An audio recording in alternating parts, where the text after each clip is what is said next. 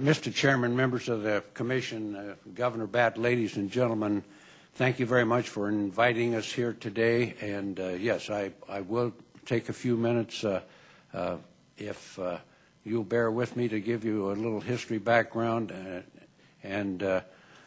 First of all, I think I'm sorry that Governor Otter's off on his annual horseback trip, but I want to compliment him and the Commission for accepting the challenge that he gave, and to make sure that from one of his press releases, let me read just one sentence to make sure that we support it just right. The reason for your appointment of the board is to support and enhance the long-term viability and mission relevance of the Idaho National Laboratory. End of quote. I think that is very important. I support it. And for the record, for those of you that don't know me, for the more than 40 years I've been involved in government and public offices, I have supported the INL, depending even when the acronyms would change, and INEL and INL, the support was always there from my office. I do not support, and I'm here today, and I'll have some suggestions at the conclusion of my remarks, but I am here to make equally certain that you understand why I am opposed to any amendment to Governor Batt's 1995 agreement. Now, I know there's been press coverage, and probably those people that are interested enough to follow that and read it are here today. But Governor Otter has come out publicly and made it very, very clear, I think, that he's opposed to any amendment. Governor Batt obviously is here to speak for himself, although I have seen in the press his feelings towards amendments that way. Senator Crapo came out publicly and said he was opposed to the amendments, any amendments in that regard.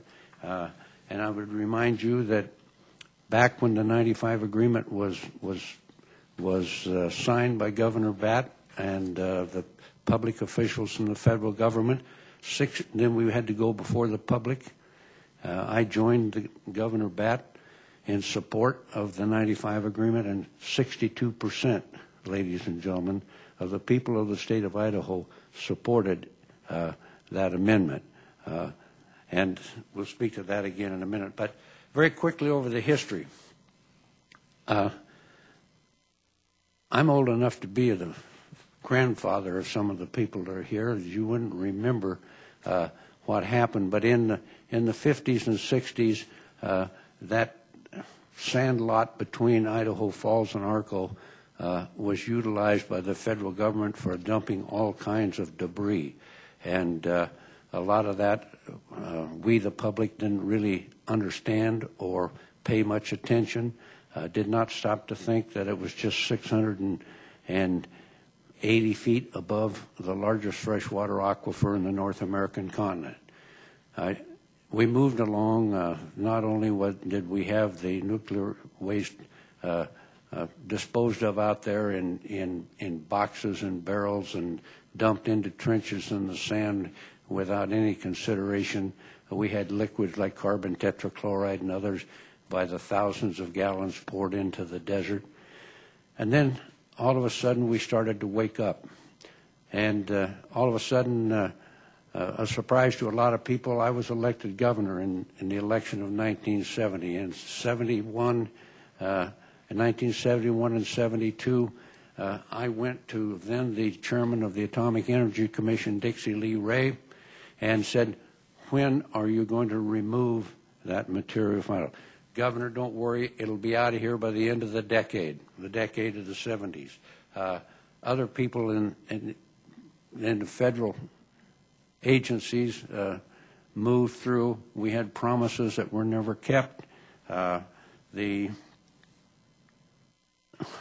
just share with you, I've got it here. There were many, many promises and assurance. Admiral Watkins, who was head of DOE at one point in time, an MOU that was never followed.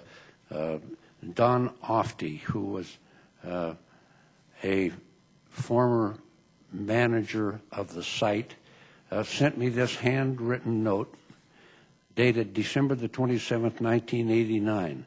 That was shortly after we had closed the borders and said, you're not bringing any more of that garbage in here and dumping it above our aquifer. Well, we did get their attention. We got everybody's attention, and many people adversely because, like the Idaho Falls Chamber of Commerce, who thought, you know, that would hinder the use of the site. It has not, did not, would not have, has not. Anyway, the little note from Don Ofty, who says, and he was leaving office at that point in time in December of 89, and he advises me that he had just signed the certificates as his last official act with reference to some of the things they were going to do. And his last paragraph is, he says, I know we will both watch the progress of this and allied waste activities. I'm confident this time the DOE will keep its word. Best regards, Don. Ladies and gentlemen, that points out even the site manager at that point in time knew that we had been had on several occasions. I just share that with you to point out that we in the state of Idaho, in my opinion, were never able to trust the federal agencies who seem to come and go. We have elections, administrations change, directors change, site managers change, and all of a sudden things just seem to disappear. And another individual that I approached with reference to it, Admiral DeMars, who was head of the Navy's refueling division, and at Norfolk, Virginia, Bremerton, Washington, two of the major areas where refueling took place, they have containment barges. Or they did in those days. I assume they still have them. But I said, why don't you use those instead of shipping the spent fuel rods to the state of Idaho? Well, no, we can't do that because of the density of the population. And not to my face, but later in the newspaper, his statement was that, no, we'll just ship it out to some sparsely populated area and stack it up there. That sparsely populated area, in his mind, was not important. But it's important to the people in the state of Idaho. It's important to the people that live in Idaho Falls and Arco and other areas. And that was the attitude of that part of the federal government as how they were going to treat us. And then, thank goodness, the BAT Agreement of 1995. And there were a lot of other things that took place, but I'm not going to bore you or burn up the time to give you the examples of how they would kiss us off when they thought that they could do as they pleased, and they did. Anyway, Governor Batt pushed for, got signed the 95 agreement, which finally guaranteed DOE would keep its word or they would suffer financial consequences. And ladies and gentlemen, that is the only agreement between a state and the federal government in this area that was ever put together. And my colleague here worked his tail off. That's why he's so short, to get that agreement signed. Now, we thought we were progressing reasonably well, but there's a few glitches that I'm going to touch on in a minute. But then, more recently, the Yucca Mountain decision was a political decision that I totally disagree with, but nevertheless, politics in Washington, D.C. takes place every day. Everything that's done is political back there. And the decision, after we spent $2 billion of our money, your money, and Nevada had experienced all of the benefits of employment, wages, salaries, economic development and everything, then to have it pulled out from beneath us. Now, in the 95 agreement, you're all aware that the drop-dead date is 2035. All right. If we do not have Yucca Mountain put back online, in my opinion, and frankly, I've had a discussion with several of the people that are seated up here in the front 2 rows, that there won't be a repository for high-level waste simply because there isn't enough time to do it. The federal government has fiddled around too damn long, and we're in a situation where when Yucca Mountain has been adversely taken from us, there's no way that we're going to have a place. That tells me and you and anybody else that the waste that is here will stay here until such a time as we have a repository established. I don't know when that's going to be. I thought maybe I could live to 2035, just maybe, that I could live long enough to see this thing completed. Now I would say that the best thing that we can do is to make certain that they don't change the dates. There's a Times news story. Yeah,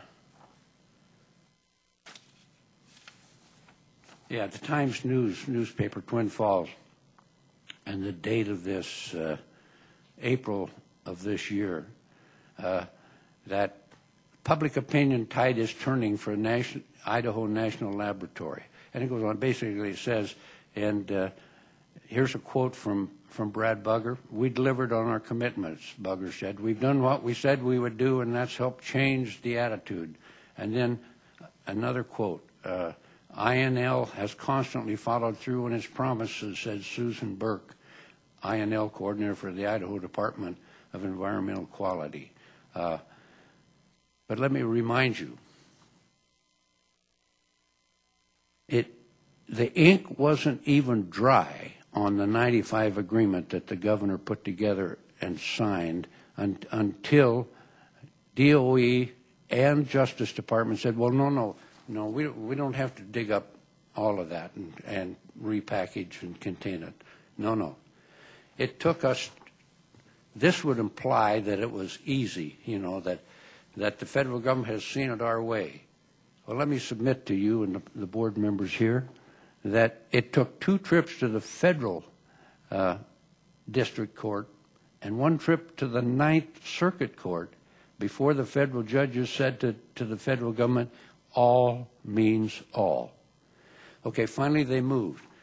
And let me say to you, the Admiral and his staff should be complimented on the handling of the transuranic waste over there. They're ahead of schedule. They've done a very good job. But they have not done a good job on the 900,000 gallons of sodium-contaminated liquid high-level waste that's still in the tanks below ground on that site. Now, the equipment for calcining that was manufactured, developed by Premier Technology. It's been on site over there for months and has not been used. And I know people are saying, oh, no, we'll have it.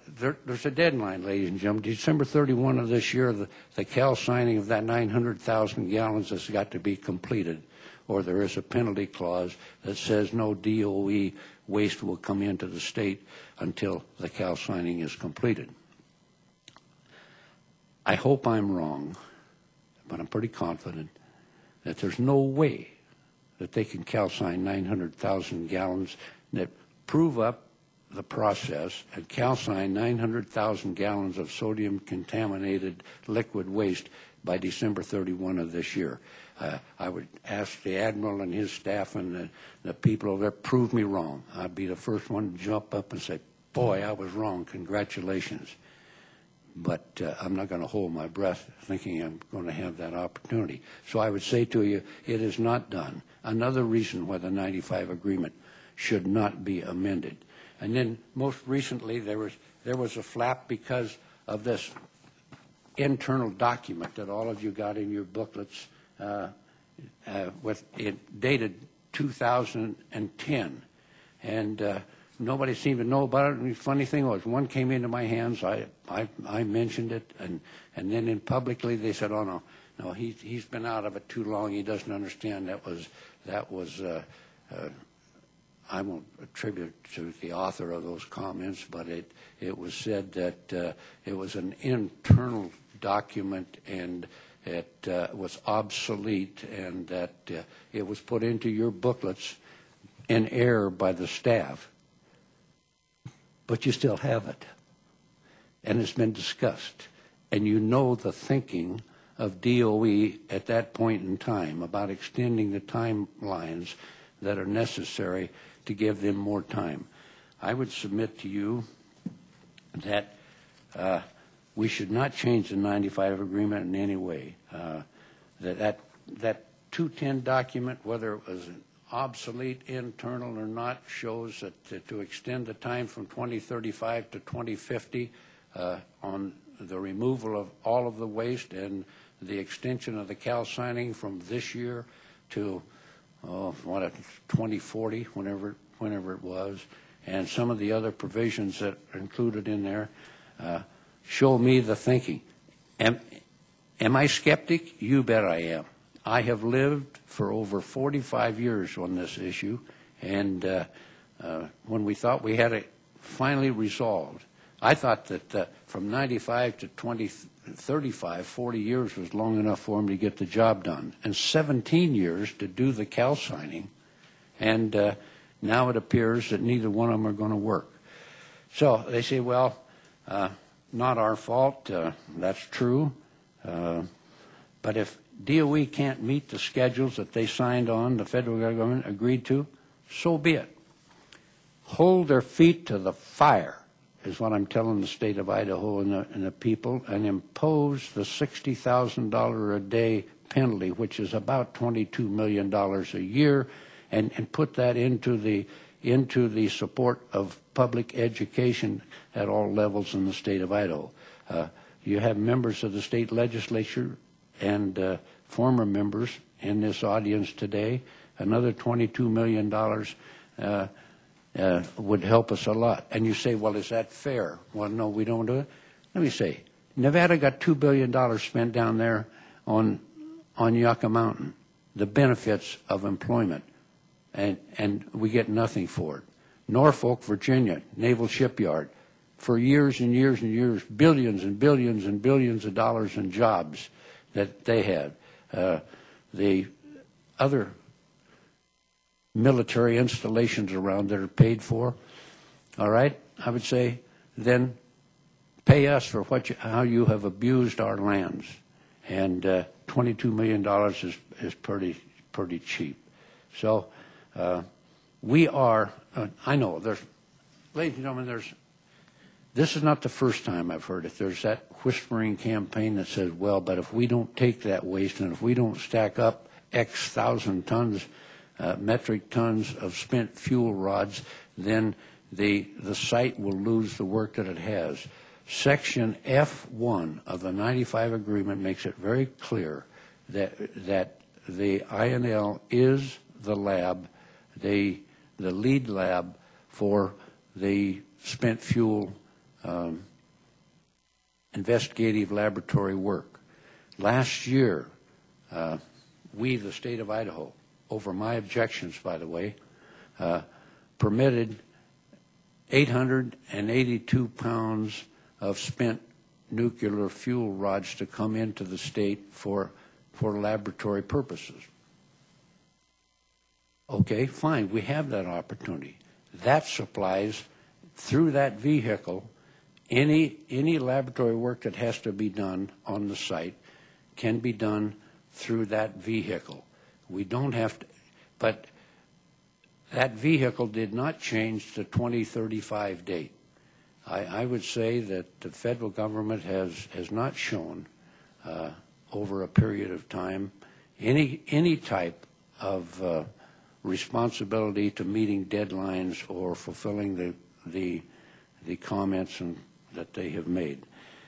Now, let me touch about another, well, I would say to you that I simply don't believe that theory. Now, there's stories running around that New Mexico, where we, by the way, have the website, where I've been on several occasions down.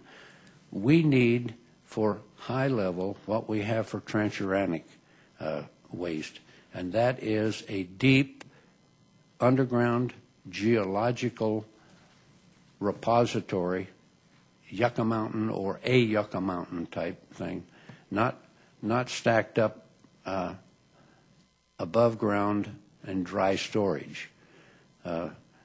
We live in a very dangerous, unsettled world, ladies and gentlemen.